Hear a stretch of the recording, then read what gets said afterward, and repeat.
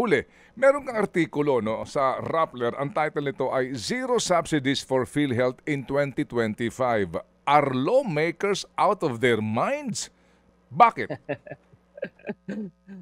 Isa itong kabaliwan na Manong Ted ano dahil hindi pa tayo nakakita ng budget na ganito kagarapal at talagang in your face talaga na sinasabi nila na bahala na kayo, edukasyon at saka kalusugan, yung mga spending na yan hindi yan importante, unahin natin ang pork projects ng mga politiko. Hindi yan kasing blatant o obvious kailanman kumpara dito sa 2025 budget. Talagang ito yung rurok nung talagang ganid talaga ang nangingibabaw dito sa 2025 budget. So dapat nating bantayan, aralin at patuloy tayong mag-ingay tungkol sa issue na ito. Oo, pakiano lang, maiksi lang, JC please. Meron ka paliwanag dito na merong parang maling kaisipan na ang PhilHealth ay nag-aawak-awak ang pera.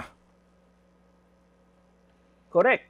Ito yung dinidiscuss nyo kanina with Ma'am Heidi kung saan oo, merong 500, 600 billion na reserba ang PhilHealth pero kumpara doon sa mga inaasahan nitong bayarin, yung mga ICLs na tinatawag, ay kulang na kulang pa rin ito. At ito dapat yung mas tamang paghambingin kesa yung of course, malaki yung 500, 600 billion, pero kulang pa yan kumpara dun sa mga inaasahan na bayarin ng PhilHealth. Especially ngayon na yung populasyon ng Pilipinas ay mas tumatanda, mas dumadami yung mga health services na kailangan bayaran.